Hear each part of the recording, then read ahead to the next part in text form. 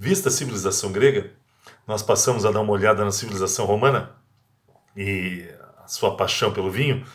É, os romanos surgiram depois dos gregos. A civilização romana se formou posterior à civilização grega, né? Para vocês terem uma ideia, nós comentamos no vídeo anterior que a civilização grega surgiu por volta de 2000 a.C. A romana surge no ano de 753 a.C., quando começa a mistura de povos que vai formar o povo romano.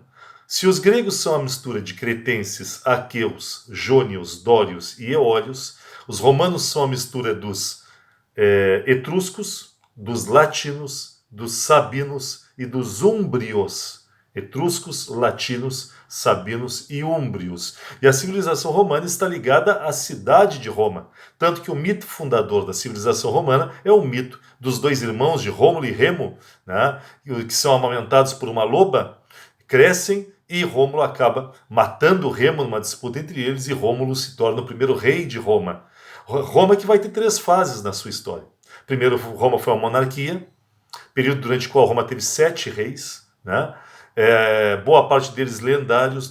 Por exemplo, o Rômulo, nós não acreditamos que houve um rei que foi amamentado com seu irmão por uma loba, acreditamos que foi um mito fundador. Depois Roma vai virar uma república e finalmente Roma vai virar um império, um dos mais poderosos impérios da história da humanidade, o Império Romano. Os romanos eram unidos. Se os gregos eram divididos em cidades-estado, né, que brigavam umas contra as outras, Roma não. Roma é unida. Roma são povos que se juntaram, da junção desses povos surgiu o povo romano, e esse povo romano se estruturava em torno de um poder. Não é como na Grécia, que cada cidade-estado tinha um governo. Em Roma existe um governo só.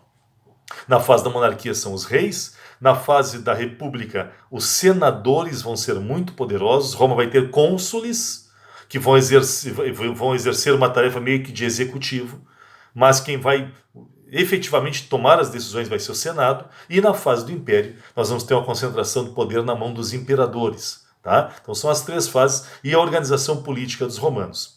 Socialmente, Roma tinha uma desigualdade social brutal entre 2 classes principais. Os nobres, que ocupam os cargos mais altos no Estado, que são os generais do exército, que são os patrícios, né? E abaixo deles, os trabalhadores, que não são nobres e que são excluídos dos processos de decisão e processo econômico de Roma. É a plebe, são os plebeus, patrícios e plebeus.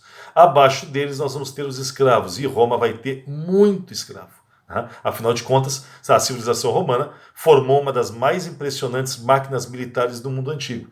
E o militarismo de Roma vai permitir que Roma se espalhe pelo mundo e forme, em termos de extensão territorial, um dos maiores impérios que o mundo já viu. Né?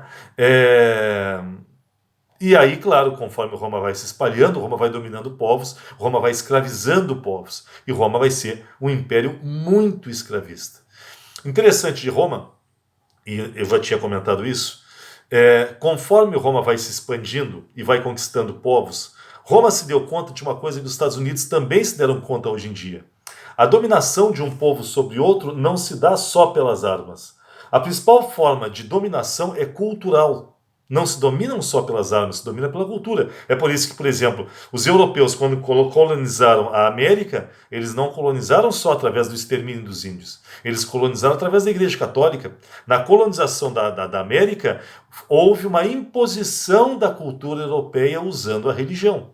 Se pegarmos, por exemplo, o imperialismo do século XIX, quando a Inglaterra, a França, a Holanda, a Bélgica dominaram a África, qual foi uma das estratégias de dominação que eles fizeram sobre a África? Dominação cultural. Eles impuseram a cultura europeia até as terras dominadas. Né? E a mesma coisa Roma fazia no mundo antigo. Os romanos, eles, conforme dominavam os povos, eles davam pedaços das terras dominadas para os soldados romanos. Qual era o objetivo deles? Romanizar os territórios dominados, fazer aumentar a quantidade de romanos nascidos nesses territórios. E Roma fazia uma série de obras nos territórios que conquistava. Obras com características, com aspectos romanos. Ou seja, Roma romanizava os territórios dominados. Uma das estratégias dos romanos para romanizar os territórios dominados era plantar parreirais, estabelecer os parreirais. Uma das exigências para os soldados, quando eles ganhavam terras nos lugares conquistados, uma das estratégias dos romanos era: os soldados têm que ter parreirais. Porque o vinho é considerado um aspecto cultural fundamental pelos romanos. Onde havia vinho, Roma estava. Essa era a visão dos romanos sobre isso. É por isso que, por exemplo, quando Júlio César dominou a Gália, César, que não era imperador, todo mundo acha que César era imperador, César era um ditador perpétuo e cônsul vitalício, esses eram os cargos dele. Quando César venceu Vercingetorix, que no gibi que inspirou esse Vercingetorix, líder dos gauleses, inspirou no cinema e nos gibis o Asterix. O herói Asterix existiu, né? Só que ele não se chamava Asterix, ele se chamava Vercingetorix, e ele foi derrotado por Júlio César.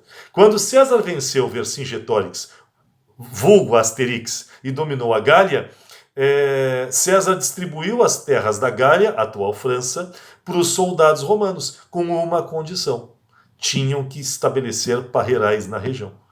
Aí está a origem de boa parte dos parreirais franceses, que fazem a fama da França como a região de maior produção de vinhos finos do mundo.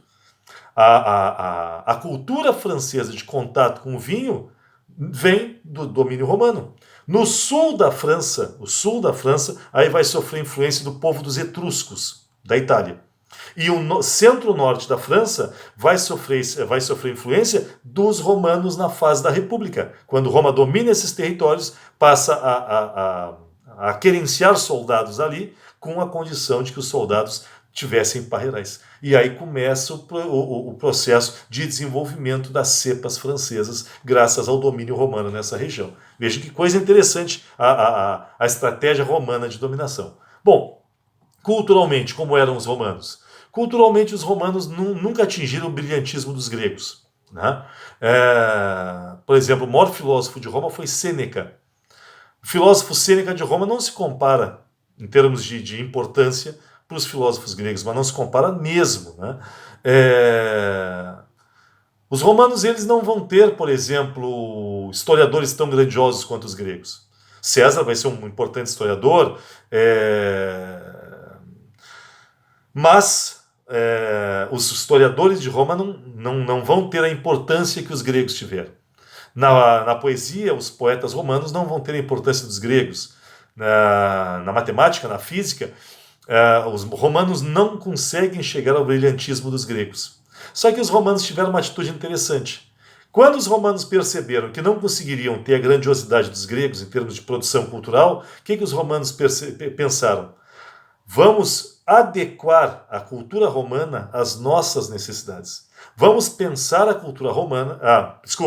Vamos adequar a cultura grega às nossas necessidades. Vamos pensar a cultura grega e vamos romanizar a cultura grega. E então, por exemplo, a base linguística da Grécia, a base de comunicação grega, vai ser usada para estruturar o latim dos romanos. A filosofia dos gregos vai ser usada para organizar o direito romano, uma das áreas que Roma vai ser sensacional, a produção de leis. Os romanos são fantásticos no direito, tanto que se algum de vocês for fazer faculdade de direito um dia, vai ter que estudar lá as instituições jurídicas de Roma. É uma cadeira, ou está dentro de outras cadeiras, mas o fato é que toda a nossa base do direito vem de Roma, e o direito de Roma vem da filosofia dos gregos. Mesma coisa, se os gregos gostavam de falar bem em público, se os gregos eram muito voltados para a oratória, o que os romanos vão fazer? Eles vão pegar a oratória dos gregos e vão usar para fazer política. Se os gregos eram fantásticos na arte de falar bem em público, os romanos vão revolucionar o mundo na forma como pensavam política. E tem um detalhe na diferença de gregos para romanos. Se os gregos tinham uma preocupação com a ética, os romanos consideram que a falta de ética faz parte da vida. E os romanos eles não aconselham a falta de ética, mas os romanos passam a ter uma tolerância maior do que os gregos com a falta de ética, vamos dizer assim. É por isso que para os gregos, por exemplo, a política tinha que perseguir o agir de forma ética. Para os romanos, a falta de ética e saber fazer uso da ética ou da falta de ética fazem parte das atitudes de um bom político. O maior político de Roma foi Cícero, né, na fase da República, e Cícero não era nada de trigo limpo, né, mas é a visão romana. Eu diria que os gregos, eles são inventores, os romanos são aperfeiçoadores. Os gregos são pensadores, os romanos são aplicadores. Os gregos são apaixonados, líricos, telúricos, poéticos. Os romanos são violentos, muito orgulhosos da sua brutalidade, muito práticos. Os romanos são muito práticos. Para a gente conseguir comparar os dois povos, diversão para os gregos, escutar dramas nos teatros. Diversão para os romanos, ver os escravos serem mortos no Coliseu. Amor para os gregos. O amor para os gregos é como o amor de Ulisses ou Odisseu, que após vencer a guerra de Troia, foi para a margem do oceano e, orgulhoso de ter tido a ideia de construir o cavalo de Troia, ele grita para os mares: eu venci a guerra de Troia, eu não precisei dos deuses para vencer isso. Então Eolo, deus do vento, sente-se ofendido por isso e resolve mostrar para Ulisses que ele não teria vencido a guerra de Troia se não tivesse tido o apoio dos deuses. E então Ulisses, que queria voltar para sua esposa, que estava esperando ele em Ítaca, na ilha de Ítaca, Ulisses passa a ter seu navio desviado pelas correntes do oceano, do mar, né? E com isso Ulisses vai parando em várias ilhas do arquipélago grego, sem nunca conseguir voltar para casa. A esposa fica anos esperando Ulisses e o rei de Ítaca começa a cobiçar esta mulher e começa a fazer promessas para ela.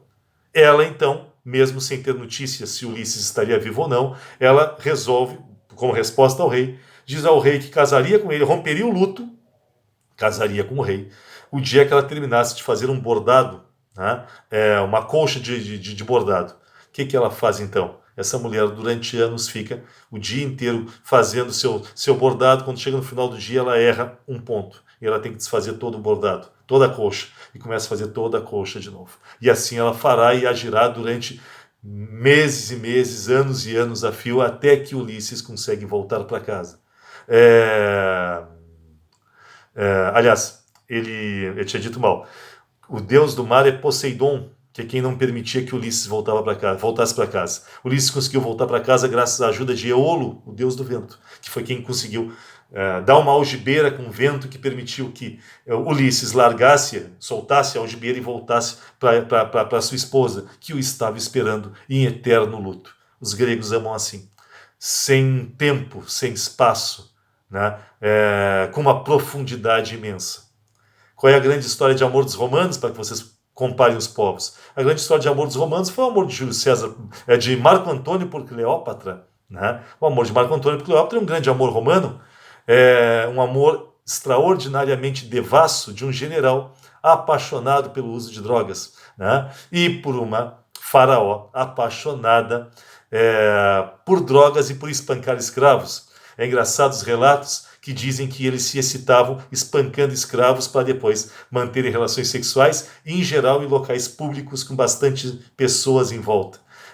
Marco Antônio e Cleópatra gostavam de ser observados durante o ato sexual. Eles eram o que a gente usa de expressão hoje, exibicionistas. Assim amam os romanos. Se os gregos são apaixonados, os romanos são devassos e práticos. Gregos e romanos. Indo para o nosso material complementar, para a gente dar uma olhada, a civilização romana começa graças aos etruscos. Os etruscos, um povo muito violento, que lembra os dórios da Grécia. Os etruscos são também um povo muito dominador, né? E muito voltado para o comércio. Graças à expansão militar deles e graças à devoção deles ao comércio, os etruscos vão se espalhar pela Europa antes da própria fundação da cidade de Roma, né?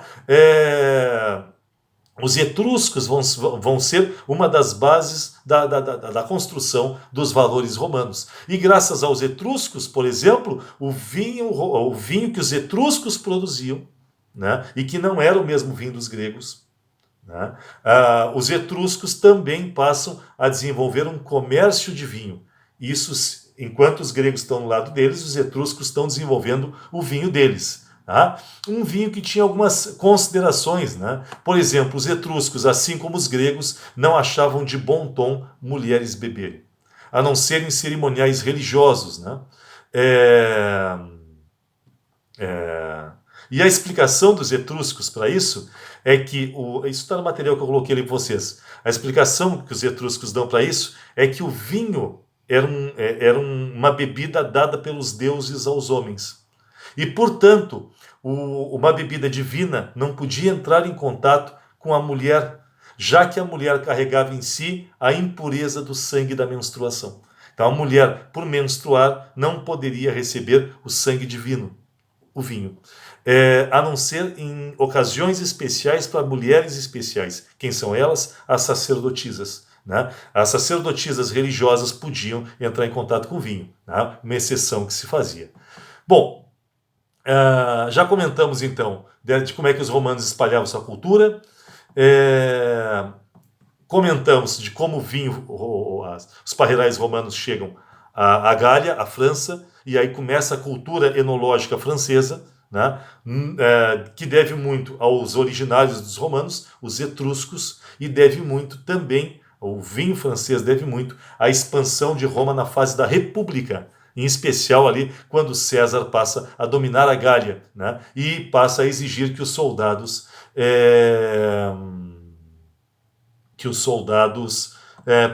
plantassem parreirais, aumentando a presença romana. Os romanos bebem muito e os romanos acabaram tendo que produzir muito vinho, porque como o vinho era a base alimentar dos romanos, base da dieta alimentar dos romanos, e os romanos bebiam muito, foi preciso que Roma começasse a produzir vinho em grande quantidade, muito rapidamente, para conseguir matar a sede do povo romano. Todos bebiam? Todos. Patrícios, plebeus e escravos. Todos bebiam vinho e bebiam muito vinho em Roma. Coloquei ali no material de vocês, inclusive, graças aos romanos, a viticultura chegou a Bordeaux, onde os primeiros registros da existência de videiras datam do século I da era cristã, então primeiro depois de Cristo. No início do século III depois de Cristo, foram plantadas videiras na Borgonha, e poucas décadas depois já havia vinhedos em regiões do norte como a Alsácia. A viticultura foi levada inclusive à Grã-Bretanha, até a ilha da Inglaterra. Os romanos levaram, porque os romanos eles não chegaram a dominar a Bretanha, né? Eles não chegaram a dominar, mas eles chegaram a estar presentes lá, né? Em acordo com alguns povos que viviam lá. Então, até lá, Roma tentou levar os parreirais. Não deu certo porque o clima não beneficiou. E os romanos preferiram levar seus parreirais para outras regiões. É por isso que a Inglaterra, como até hoje acontece, vai se transformar numa exímia consumidora e importadora de vinho, mas particularmente não vai ser uma grande produtora de vinho fino, né? Ou de vinho de mais qualidade. O que mais? Depois eu estou ali onde diz vinho e sexualidade. O vinho faz parte da religiosidade dos romanos. Os romanos são politeístas. E os romanos não tinham a criatividade dos gregos para trabalhar toda aquela ideia de mitologia. O que os romanos fizeram então? Eles copiaram os deuses gregos e passaram a dar nomes romanos para eles. E a romanizar seus traços. É por isso que, por exemplo, Dionísio vai virar Baco. E aí nós vamos ter o deus do vinho romano, Baco, um dos deuses que os romanos endeusavam tanto quanto os mais grandiosos deuses do panteão deles. Havia uma festa para Baco, regada a vinho do jeito romano de tomar vinho. Uma grande bebedeira no chamado Bacanal, a festa em homenagem a Baco. Como eu disse para vocês, os romanos tinham um grande apreço, desculpe o palavreado, os romanos tinham um grande apreço por putaria, né, por sexo sem controle. Quando, por exemplo, foram feitas escavações arqueológicas na cidade de Pompeia, que aquela cidade que foi tapada pelo vulcão Vesúvio, pela erupção do Vesúvio, uma das coisas que mais surpreenderam os arqueólogos foi a imensa quantidade de casas, de tabernas de vinho, Impressionante a quantidade de tabernas de vinho que havia em Pompeia e de prostíbulos. Os arqueólogos ficaram impressionados com a imensa quantidade de prostíbulos que havia na cidade de Pompeia, né? Que acredita-se era uma cidade meio que de veraneio dos romanos. O que deixa bem claro, pela quantidade de tabernas e pela quantidade de prostíbulos, de como os romanos associavam o vinho ao sexo e à religião. Afinal de contas, no bacanal, a expressão que a gente até hoje usa como sinônimo de, vamos dizer assim, encontros amorosos mais acalorados, vamos dizer assim, né? Os bacanais, os romanos já tinham a ideia de que no bacanal valia tudo, né? E aí, claro que eles se disfarçavam das convenções sociais consumindo vinho. Através do vinho eles se libertavam, e aí, olhem a justificativa, os deuses agiam através dos homens e os deuses se libertavam através das relações sexuais, nos bacanais, regado a vinho doce, né? Doce e com um teor alcoólico bastante alto. Bom, apesar disso, havia dentro de Roma uma política para tentar controlar um pouco o consumo do vinho. Como os romanos bebiam demais, havia um grande medo de que se perdesse o controle sobre esse consumo de vinho. É por isso que, em vários dos escritos deixados pelos romanos, o vinho é associado à bebedeira, à falta de uma ética, à falta de moral por quem bebe demais. Tá? Algumas outras coisas que eu achei interessante ao estudar o vinho em Roma, um problema que nós enfrentamos hoje, fingimos que não existe, mas enfrentamos a questão desse mercado de vinhos, onde se anunciam vinhos baratos a preços altos através da propaganda e do rótulo. Isso já existia em Roma. E há diversos regramentos e diversas leis, os romanos são o povo das leis escritas, há diversos regramentos, diversas leis, onde se estipula uma punição para quem falsificasse o vinho e para quem vendesse o vinho acima do que ele valia. E para quem misturasse água no vinho antes de vender. Os romanos misturavam água, mas eles compravam, ou pelo menos queriam comprar, o vinho puro para misturar depois, de acordo com o gosto, de acordo com o paladar de cada uma das pessoas, né? O que mais que eu ia comentar com vocês dessa questão toda? Estou seguindo o nosso resumo ali. Coloquei ali, eu recém disse para vocês, os vinicultores da Grécia e de Roma procuravam fazer vinhos que se encaixassem na preferência dos consumidores, por sabores mais adocicados. Eles apuravam o teor do açúcar de suas uvas, secando-as antes da fermentação, e depois adoçavam o vinho acrescentando mosto fervido e mel. Uma receita ensinava que se deveria misturar mel e vinho quase na mesma proporção. O resultado devia ser uma bebida de textura viscosa, mas com tamanha quantidade de mel, o sabor provavelmente variava muito conforme a florada do mel. Tem umas outras coisas que eu achei interessantes, eu vou ler aqui para vocês, e depois esse material já está à disposição no nosso AVA. A adição de água salgada ao vinho, de certa forma, cortava o açúcar e lhe conferia um pouco de acidez. Plínio disse, na época, que a água do mar era usada para avivar a doçura de um vinho. Os vinhos comprados pelo povo e fornecidos aos escravos provavelmente não eram tão doces quanto os apreciados pelas classes mais altas. Nós já comentamos isso. Algumas outras coisas que eu achei interessante aqui. Alguns vinhos adquiriam também o sabor da resina, usada para revestir as jarras de argila, garantindo maior impermeabilidade e impedindo que o líquido vazasse. A resina não era apenas um corante eficiente, mas também dava ao vinho um sabor que era considerado agradável. Se os romanos usavam a resina, hoje nós temos, por exemplo, a questão do uso dos barris de carvalho, né, que conferem ao vinho algumas singularidades que são apreciadas.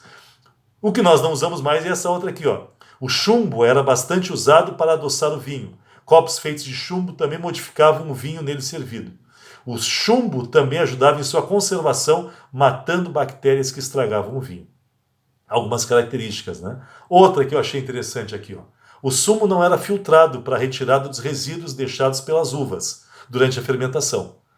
Catão, que foi um político muito importante, foi um senador muito importante e um líder militar também, Catão. Catão recomendava que nos 30 dias de fermentação, as paredes internas das jarras fossem raspadas com uma vassoura feita de galho de olmo para a retirada dos resíduos nelas grudados. Até por isso é que os romanos, eles guardavam o vinho primeiro em ânforas, depois eles começaram a guardar em grandes barris, mas quando eles iam servir, era a tarefa dos escravos passar o vinho para substâncias menores, garrafas menores. Um dos objetivos disso era filtrar um pouco as impurezas que ficavam no fundo das ânforas ou no fundo dos barris. O que hoje nós fazemos quando tomamos um vinho de guarda, ao usar os decanters, por exemplo, né? Ainda, nós já comentamos a questão da religião dos romanos, comento algumas outras coisas, por exemplo, a introdução do vinho em Roma é atribuída a Saturno, que era o deus das sementes e das vinhas. Os romanos representavam Saturno com a foice de ceifeiro e a tesoura de podar do viticultor. Baco era intensamente celebrado e uma seita em sua homenagem foi fundada no centro e no sul da Itália. Os membros do culto realizavam festivais frequentemente descritos por observadores de fora como sendo orgias sexuais, os bacanais. Bom, você sabe que Roma vai sofrer uma transformação quando Roma já é um império e nós temos o cristianismo surgindo dentro de Roma. Jesus Cristo, um judeu da Palestina, passa a ser considerado pelos seus discípulos, judeus da Palestina, como Deus. E a partir do momento em que os apóstolos de Cristo, os discípulos de Cristo, passam a acreditar que Ele é Deus da terra, né? Esses judeus rompem com o judaísmo, porque os judeus eles ainda estão à espera do Messias. Nós já comentamos isso, que eles acham que virá no dia do juízo final. Resultado, esse grupo que seguia Cristo rompe com os judeus tradicionais e passam a ser chamados de cristãos. Dentro de Roma surgiu o cristianismo. Cristo nasceu no governo do primeiro imperador, que é Otávio Augustus, sobrinho de Júlio César, e Cristo foi morto no governo do segundo imperador, Tibério. A partir de então, o cristianismo é violentamente perseguido em Roma, mas acaba que o cristianismo se espalha, em especial entre os pobres e entre os escravos. Resultado, chega a um ponto do Império Romano que a elite era politeísta, mas as camadas mais pobres eram todas monoteístas já. E é por isso que os imperadores, tentando ganhar a simpatia dos mais pobres, passam os imperadores também a se converter ao cristianismo e a impor o cristianismo como a religião oficial do Império Romano. Não só o Império Romano torna o cristianismo a religião oficial, como o Império Romano também passa a criar uma igreja para misturar política com religião. E está surgindo a Igreja Católica dentro de Roma. A Igreja Católica é uma construção do Império Romano, né? E depois o Império Romano vai cair e a Igreja vai continuar. Mas o fato é que, portanto, o cristianismo surgiu numa Palestina dominada por Roma. E o cristianismo se espalhou entre os romanos de baixa renda e os escravos. Portanto, o cristianismo ele tem toda uma ligação com Roma, né? Por isso, o cristianismo não rompe com o consumo de vinho. Muito pelo contrário, o cristianismo, como ele se espalha entre tomadores de vinho, o vinho passa a fazer parte da teologia cristã. O vinho passa a fazer parte do culto cristão. E quando surge a Igreja Católica, quem cria a Igreja Católica é o Império Romano, um império que é todo ligado ao vinho. Resultado, a Igreja Católica ela vai ter toda uma ritualística de endeusamento do vinho, de devoção ao vinho, associando inclusive o vinho ao sangue de Cristo, né? Bom, por isso é que o vinho inclusive vai resistir à queda de Roma, né? A Igreja Católica vai resistir à queda de Roma e o vinho também vai resistir. Ainda, no Império Romano, Roma se torna tão poderosa, Roma é tão grande, o Império Romano é algo tão impressionantemente grande, que Roma começa a ter tanto escravo, mas tanto escravo, que não tem emprego para o povo, a chamada plebe, né? Os plebeus passam a não ter emprego, porque todo emprego é feito por escravos, e isso começa a gerar revoltas, né?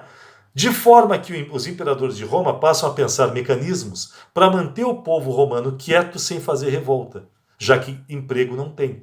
Qual foi a estratégia, uma das estratégias dos romanos para que o povo não se revoltasse? Estabelecer a chamada política do pão e circo. O que é o pão e circo? alimento e diversão a baixo custo. O povo passava o dia inteiro em termas, as águas romanas, os romanos são apaixonados por tomar banho, os romanos passavam o dia inteiro em termas e se alimentando às custas do Estado. Aí vão dizer, mas de onde é que vem tanto dinheiro para o Estado romano alimentar toda a população? Das conquistas que Roma faz. Então Roma se torna refém da sua própria estrutura. E Roma tem que estar sempre oprimindo outros povos, para, através da opressão de outros povos, ter dinheiro para sustentar a manipulação do seu próprio povo, através da política do pão e circo. Quando eu falo política do pão, não é o pão que alimentava o povo. O que o Estado romano tinha que produzir em imensa quantidade para o povo não se revoltar? Vinho. E nós passamos a ter o vinho sendo consumido em imensa quantidade pela plebe, que, embriagada de vinho e fascinada com as lutas e com as corridas de cavalo, passam a não se revoltar e com isso o Império Romano se consolida, né, frente aos pobres. São as coisas. Bom, além disso, os imperadores romanos perceberam que tinham que achar mecanismos para que os comerciantes não explorassem o povo com valores muito altos dos preços. Porque Roma passa a ter uma grande preocupação. Nós não podemos ter revolta. Porque o império é grande demais e opressor demais. A maioria da nossa população é pobre. Se os pobres se revoltarem e quiserem tomar o poder, nós não vamos conseguir manter a ordem, pensava a elite em torno dos imperadores. Por isso é que nós vamos ter uma série de leis na fase imperial que regulavam o preço dos produtos. Você sabe qual era um dos produtos que havia a maior preocupação do Império Romano em tabelar? O vinho. Dentro da chamada Lei do Máximo, que foi feita para tabelar os preços e evitar revoltas, um dos produtos que mais teve a atenção foi o vinho. Tá? Então, toda uma preocupação do Estado que associava a manutenção da ordem ao povo ter vinho para tomar a baixo custo. Assim, os romanos se ligavam ao vinho, assim o vinho fazia parte de toda a estrutura política, econômica e militar de Roma, que vai cair. Roma vai se desorganizando internamente por uma série de conflitos internos, por disputas pelo poder, pelo desejo de poder dos seus generais. Roma foi se enfraquecendo internamente e a partir da decadência de Roma, Roma passou a ser invadida por vários povos, os chamados povos bárbaros, que eram povos que estavam acima das fronteiras de Roma e que vinham principalmente do atual território da Alemanha, da Germânia. É de lá que vieram os ângulos, os saxões, é de lá que vieram os francos, é de lá que vieram os suevos, os alanos, os alamanos, os burgúndios, os visigodos, os ostrogodos, né? Os vândalos, os eslavos, que são vários povos bárbaros que vão passar a atacar Roma. E o que era um império imenso vai se tornando um monte de territórios dominados por povos bárbaros. O que está começando a ocorrer? O feudalismo. Os bárbaros invadiram Roma por vários motivos. Um dos motivos, porque tinha um povo lá do norte da Ásia que estava descendo para o sul e estava atacando estes povos bárbaros. Estamos falando dos hunos, lá da Ásia, povo violentíssimo, que teve um líder muito famoso, muito carismático, chamado de Átila, o rei dos hunos. Os hunos atacavam os bárbaros e os povos da região da Germânia, Alemanha, invadiam o Império Romano desesperados, e Roma não conseguia mais se defender pelos seus problemas internos. Esse é um dos motivos. Mas qual foi um outro motivo que levou os bárbaros a entrar no Império Romano adentro e acabar, aniquilar com a organização de Roma? O vinho. Os bárbaros queriam dominar a produção do vinho romano, porque eles queriam também ter acesso ao consumo dessa bebida que os romanos tornaram uma bebida mundial, né? Então, graças ao vinho, nós vamos ter a construção de Roma, nós vamos ter, graças ao vinho, a consolidação do poder de Roma, graças ao vinho, nós vamos ter a paz interna dentro de Roma, e graças ao vinho, a gente vai ter a decadência de Roma, invadida por povos sedentos por vinho, os povos bárbaros. Mas isso aí já é um capítulo adiante. Aí nós vamos falar de Idade Média, que é o nosso próximo ponto de assunto, tá? Espero que estejam gostando. Vão comentando se estão gostando ou não. Esse vídeo vai lá para o Ava, tá? O próximo vídeo vai ser sobre a Idade Média. Um abração.